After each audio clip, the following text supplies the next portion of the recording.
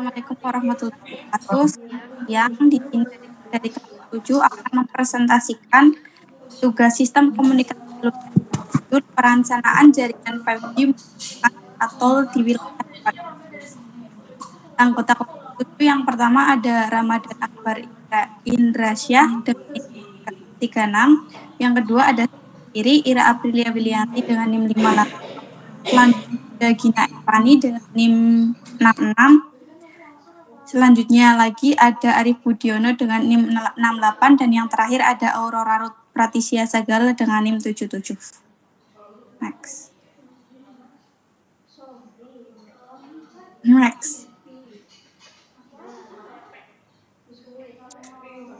Selanjutnya ada overview. Yang pertama ada latar belakang, yang kedua ada aplikasi, yang ketiga ada lokasi perencanaan jaringan, yang keempat ada hasil perencanaan, dan yang terakhir ada kesimpulan. Latar belakang. Yang pertama adalah perencanaan jaringan telekomunikasi di wilayah Kecamatan Kroya Cilacap diperlukan untuk memastikan kualitas layanan optimal seiring meningkat kebutuhan konektivitas masyarakat dan pelaku usaha. Analisis perencanaan jaringan menjadi semakin kompleks sehingga membutuhkan tools yang akurat dan efisien. Penggunaan aplikasi Atoll membantu proses perencanaan jaringan secara profesional, mulai dari pemodelan coverage, perhitungan kapasitas, hingga optimasi jaringan. Melalui Atoll, perencanaan dapat dilakukan lebih presisi berdasarkan kondisi geografis proyek, sehingga mendukung pembangunan jaringan yang andal, efisien, dan sesuai kebutuhan trafik di area tersebut. Selanjutnya akan dibacakan oleh rekan saya.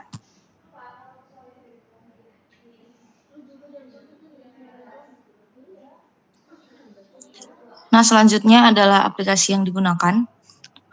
Untuk pengerjaan proyek ini kan menggunakan aplikasi Atoll. Nah, Atoll adalah platform desain dan pengoptimalan jaringan nirkabel multiteknologi yang mendukung operator nirkabel di seluruh siklus hidup jaringan, dari desain awal hingga pemadatan dan pengoptimalan. Pada perancangan kali ini menggunakan aplikasi Atoll 3.4 untuk melakukan perancangan coverage planning 5G New Radio atau NR di Kabupaten Cilacap, Kecamatan Kroya. Selanjutnya akan dijelaskan oleh teman saya.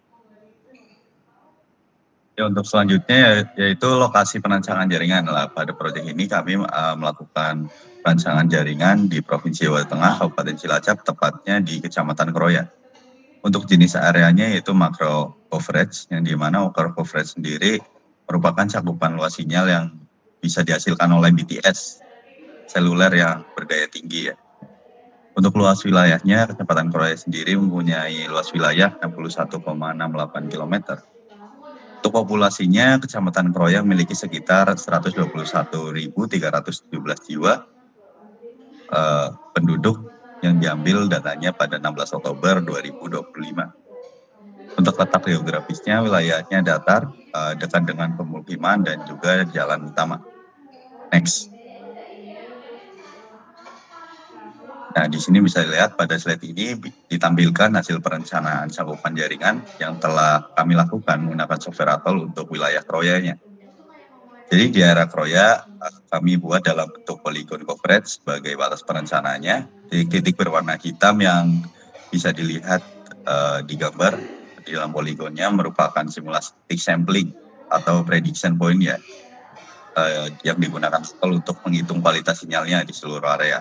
Dan dari hasil ini kita bisa melihat bagaimana distribusi sinyal di tiap lokasi sehingga kita tahu tuh bagian mana saja yang sudah tercangkup dengan baik dan bagian mana saja yang membutuhkan optimasi tambahan, misalnya seperti penambahan site atau merupakan perubahan parameter datanya. Ini akan dijelaskan oleh rekan saya.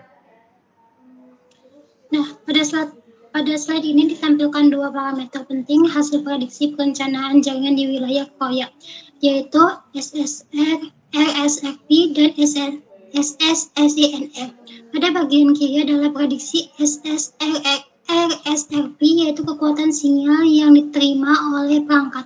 Dari peta ini kita bisa melihat distribusi daya sinyal pada setiap titik sampling di area perencanaan.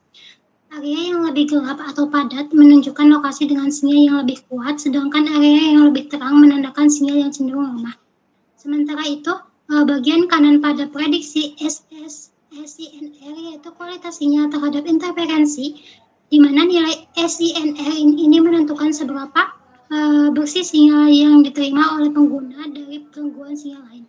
Dengan membandingkan kedua parameter ini, kita dapat mengetahui apakah kualitas jaringan menurun karena sinyal yang lemah atau karena interferensi yang tinggi.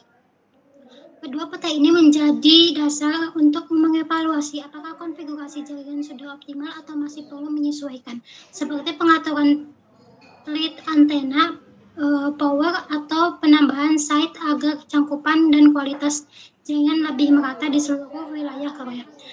Selanjutnya akan dibacakan oleh rekan saya.